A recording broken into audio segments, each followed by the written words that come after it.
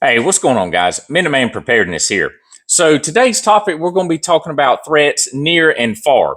I've worked for several days to get this information together and to try to put it in a list. So, I'm going to be referring to my computer a lot, but we got a good little bit to go over here. Some of this you may know about, you probably know about, and some you may not.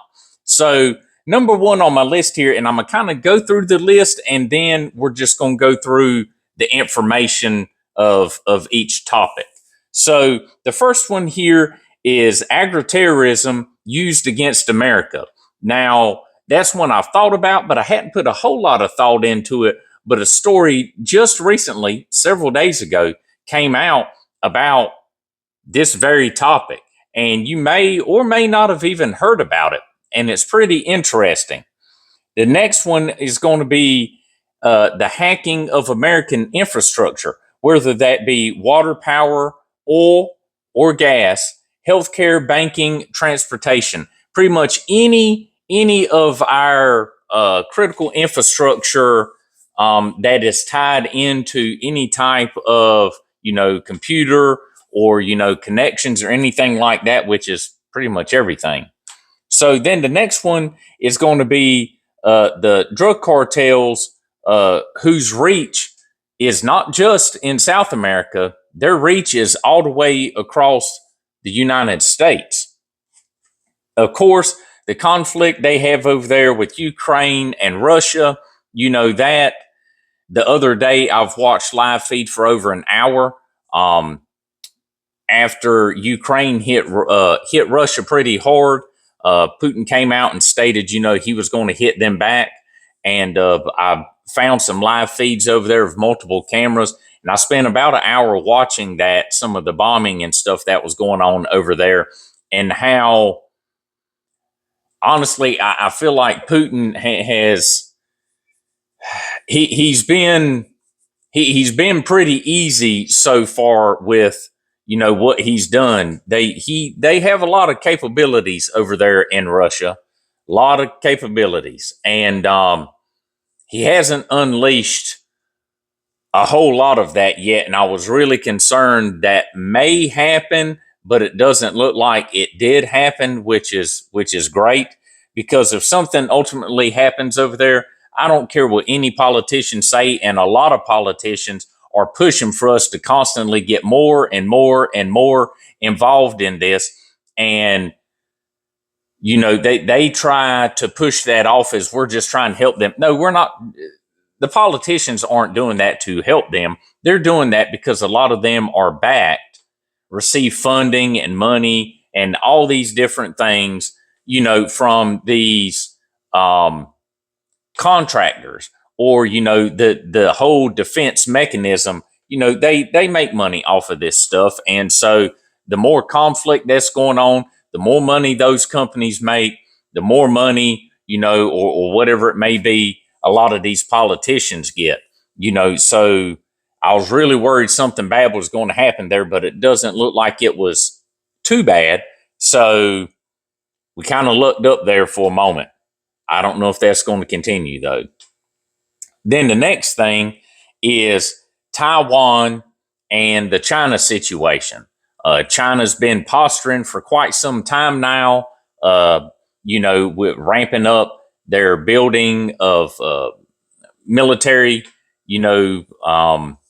infrastructure, whether it be ships or whatever, training personnel, weapons, those transport platforms that they built that could be used for beach landings, bringing in, troops and heavy equipment to the beaches. All of the different backings they've, started setting up for themselves with North Korea and Russia and all these other countries. And that situation right there has just a really bad, would be really bad for us. And there's something we're going to get into in a moment that kind of pulls all of that together. And then the next one is going to be a high potential for an attack on the homeland from ISIS and Al Qaeda. And that's what we've been talking about here recently. Several videos I've done is with the healthcare facility situation. they had been stating that the healthcare facilities were going to be a prelude to a bigger event, and I didn't quite know what the bigger event was. I didn't see a whole lot of what it may be. Well, after going through a bunch of different information, and from reliable sources, it looks like what they're thinking could happen is they'll have the assault on the healthcare facilities, and with the assault on the healthcare facilities, they're also going to be targeting law enforcement. That's why they're doing their surveillance now to figure out, calling in these fake bomb threats and fake active shooters or active killers, is they're seeing what law enforcement agencies respond, where do they come from, what directions do they meet up before they actually go, get a little closer to the area, where those areas may be. That way they know how to set up an ambush or set up IEDs or VBIDs or anything like that. But that would be the beginning of it. They would start with that, and that would come through, I believe that was, I can't remember which group. I didn't even write it down. Which group was going to handle that, because that was kind of where their capabilities lie, in those smaller attacks. And then another group, I believe Al Qaeda, was going to handle bigger hits, which would be like DC, New York, hitting airplanes again.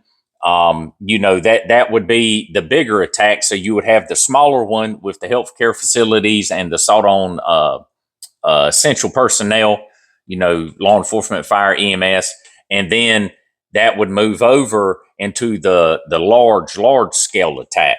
So that's something we have to continue to monitor and keep our eyes on. And then AI, and I've got some information we'll hit on with that. The way AI is going right now is pretty scary. I've never been a fan of all of that stuff, anyways. And a lot of these tech moguls and developers of AI have said, "Hey, like, we have to be careful with this. Like, it can get out of control." But they keep pushing it. They keep pushing it further down the road to get it to a point to where they say, "Hey, this could become dangerous," but yet they keep pushing it that direction. So, I mean, that just doesn't make any sense to me, but we'll get into a little bit of information with that. So the first thing we'll jump into is the agroterrorism. So on June 3rd, there were two Chinese nationals that were picked up here on American soil at the airport, and they were caught, and you may have seen some of this on the news. They were caught with a fungus called, and don't get on me for butchering this, I'm going to try here, Fusarium granarium, whatever that may be. Apparently, this is a fungus that attacks and kills wheat, barley, and rice. So apparently they had, I guess, multiple little baggies of this fungus. If this fungus is ingested by humans, it can cause vomiting, liver damage, and birth defects.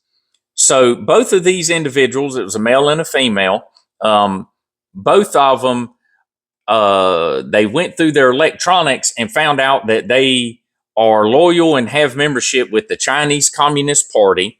The female was attending a college up north, and her boyfriend actually works in the lab over in China, dealing with this stuff. He had made comments that he brought it over so he could utilize that lab. I believe it was Michigan, but don't quote me on that one. That he wanted to use their lab to work on this, which I don't believe that jazz for a minute.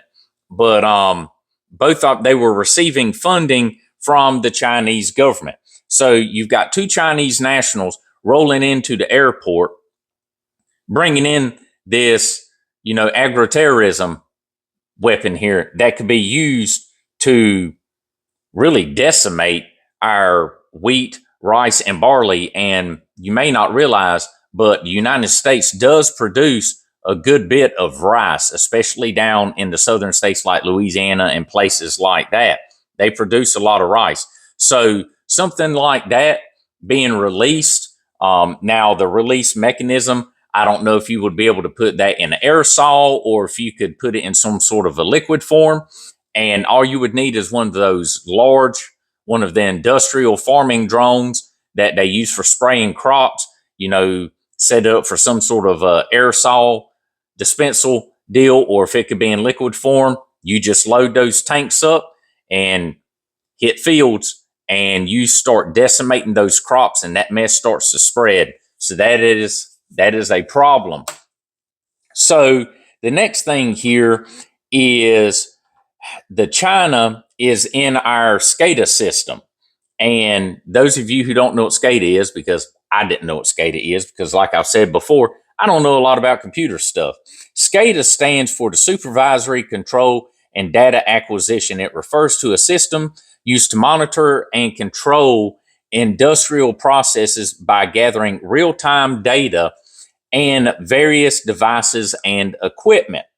So I picked up this information the other day from RK Gold over on X. If you have an X account, type in RK space gold. Super great information over there. That guy has really got some good information. He puts a lot of time into what he's doing over there. But he had a little write-up, and then there was about an hour and 10-minute video. If you go over there, you can get the link for that video, where General Douglas Whitaker of the 412th Test Wing Commander was doing a talk, kind of like a TED Talk, but it wasn't a TED Talk. It was mostly aimed towards like local, state, and some federal government employees. But I'm going to read off some of the comments that he made. We know that the Chinese have infiltrated our electrical grids, and I've talked about that. There is Chinese malware on all of our SCADA systems that control the electrical power communications. The first indication that we have the invasion of Taiwan, that the invasion of Taiwan has started, is probably that the lights will go out and the cellular phone networks don't work anymore. That's really nice, isn't it? If it did work and you were able to log into your banking account, you might not be able to actually see anything because all the records might have been scrambled. Might be kind of confusing. I've talked about that in a video too, or it may have been an Instagram post. If you don't follow me on Instagram, slide over there and check me out. I've talked about that, and I've seen information about that in the past. With the infiltration of the banking system, that would be one of the routes they would go once the lights were hit and you induce all this panic. And, you start hitting the transportation grid and all these different things. You hit the banking grid, people run into the banks, run into the ATM to try to get money out because they don't have any emergency cash on hand. And they go to the ATM doesn't work. Either A, because there's no power, or B, they've flipped the switch with the banking system and deleted or scrambled everything. And you can't get anything. The bank doesn't know what you have, because typically from what I've seen from some research is the banks a lot of times will back up data on a certain day of the week. And so anything in between that time, is kind of vulnerable.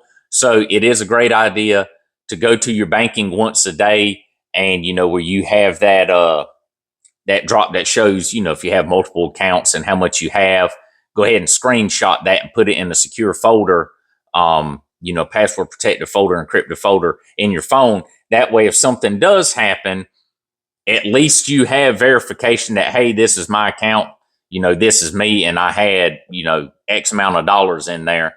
If the banking system is scrambled, because if it's scrambled and the banks can't get that information back, that's just going to be a whole nother situation on its own if we can get the power back on and get things back moving again. I digress. So Volt Typhoon, which is the Chinese state-backed hacking group, we've known about this since 2019. the 2019 through 2020 timeframe. This is a Chinese malware in all of our critical infrastructure: water, electrical, communications, oil, air traffic control. They're in the SCADA system. We know they're there, and we can't get them out. If this war happens, meaning China and Taiwan, it's going to happen here. It's going to come to us. There is not just the people of Taiwan. We are going to feel the effects. Now, like I said, this was Brigadier General Doug Whitaker of the 412th Test Wing Commander who stated this. So, you know, that's pretty scary. And, you know, but I've been talking about this and I've made videos about this. Other, creators have talked about, YouTubers have talked about this stuff. Get your stuff in line, because like that one of the last videos I said, flip of a switch, you know, or it could just be a push of a button or two. Get your stuff in line. So there was something else interesting that came out, and my computer reset and I didn't notice that. I may have this here. Give me 1 second. Nope, I don't have this anymore. It reset and I lost what I had on here. But anyways, the Defense Intelligence Agency, which is the DIA, released an unclassified assessment titled Golden Dome for America: Current and Future Missile Threats to the U.S. Homeland. This assessment they did, and I had the assessment on here. The assessment finds the entire U.S. is vulnerable to attacks from ICBMs, which is intercontinental ballistic missiles, SLBMs, which is sub-launched, FOBs, which I can't remember what that one is, HGVs, ALCMs, and ALCMs and LACMs. And I had it downloaded so I could, you know, I don't know all those acronyms, but I do know the ICBMs and the SLBMs. Some of the other ones are, I can't remember. But anyways, that report was pretty interesting, and it showed, there's a graphic on there, and I'll put this in the bio. I'll pull it back up and put it in there so you can go over to that report. They had a really nice color schematic, really nice. Kind of showed you the entry points of where missiles would originate from, you know, how many, you know, X, Y, and Z, you know, China, Russia, all these other countries had approximate numbers. It was pretty interesting. So something else for us to look at there. So we'll jump back over to the AI. AI is currently able to perfectly emulate human voices, pass PhD level exams, and fill out complex forms. If AI continues, and this is, you know, progression, you know, some years of progression down the road, AI continues, it will be able to design and build other AI systems. AI will be able to make better AI, so they will be able to progress themselves. And this is without human interaction. You know, they'll be able to build themselves and build themselves better. And, you know, some years down the road, AI will become super intelligent, which that right there, it may not sound like a big deal, but whenever you have data systems, computer systems, you know, whatever this stuff is, you know, being able to reproduce itself without human interaction, and then it learning and not just going on what it's been programmed to do, but actually picking up and learning, which it's doing now, and being able to produce other AI that's better than itself, and then it becoming super, you know, human intelligent, smarter than humans, able to do more than humans. You know, at that point, where does it stop? What exactly happens? You know, I saw some speculation of what would happen and what could happen, and you know, it kind of brought back those old school Terminator vibes. it wasn't something pleasant. So that's why I don't understand why people are so excited about these systems and being able to build something that can reproduce itself and reproduce itself better and become, doesn't need interaction with humans and can become smarter than humans. Well, then once you don't need humans and you're smarter than humans, then, you know, where do the humans come into play here? I mean, where does this actually stop? Um, and that's pretty scary information. From some of that speculation I'd seen out there. So moving on, the other day, the FBI, and I have a memo here from them, and I'm gonna read it for you. This is the recent attacks highlight elevated threats to Israel and Jewish communities. This was put out on June 5th of 2025. The Federal Bureau of Investigation and Department of Homeland Security are issuing a public service announcement to highlight potential public safety concerns related to ongoing threats to Jewish and Israeli communities. Threat.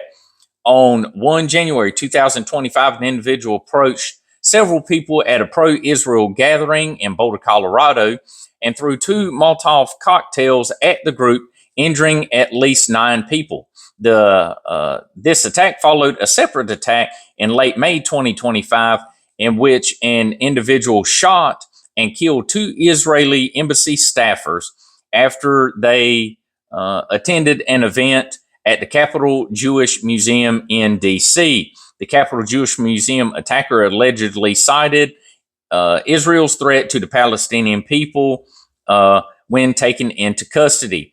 Ongoing Israeli-Hamas conflict may motivate other violent extremists and hate crime perpetrators with similar grievances to conduct violence against Jewish and Israeli communities and their supporters.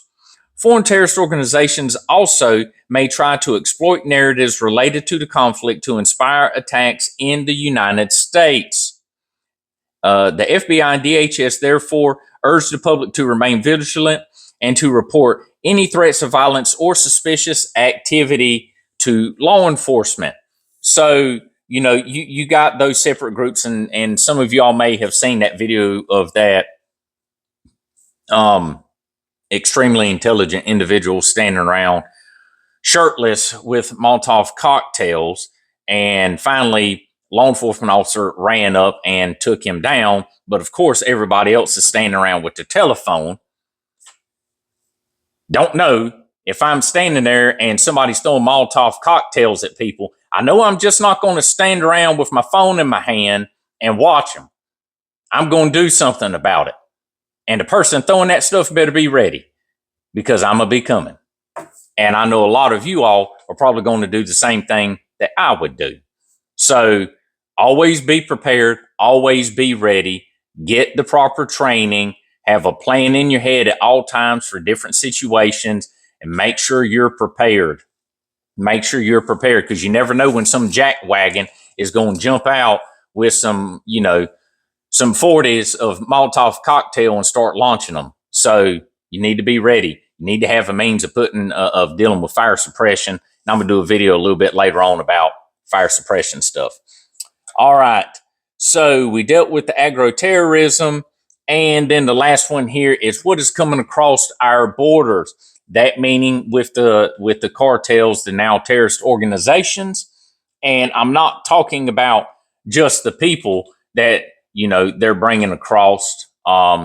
There's been a lot of terrorists that have been brought across that border, but they're talking about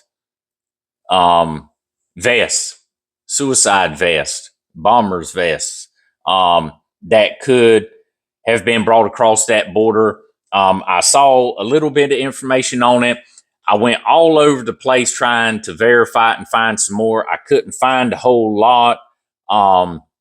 But it does give you something to think about. The cartels have been, tidying themselves up a little bit, with these terrorist organizations, bringing them across It's a great source of revenue for them. They're very skilled in bringing people across the border, snaking them in. So why wouldn't terrorist organizations pay them some money to just bring somebody into the United States? I mean, that's pretty easy for a lot of those cartel and smuggling organizations. You know, they don't have any cost in it.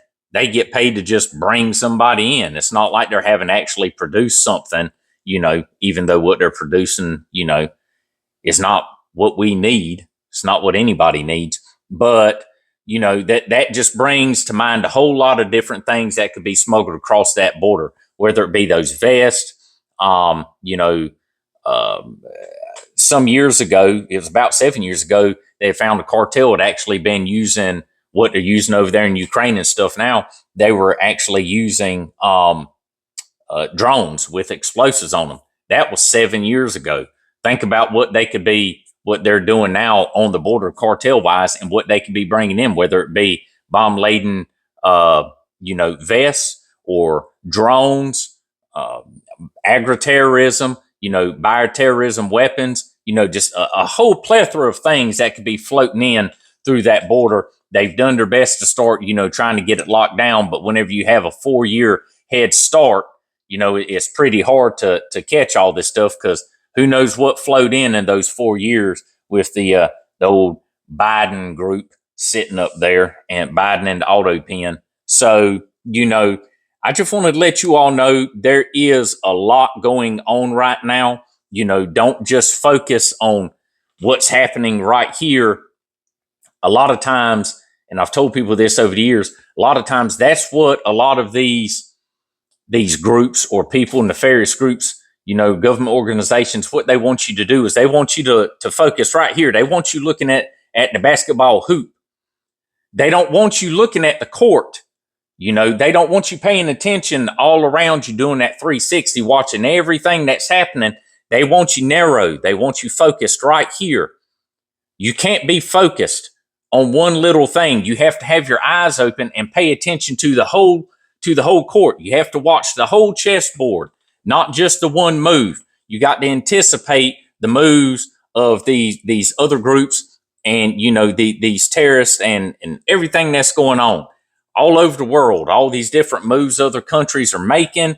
You know, you got to pay attention. Don't be narrow-minded.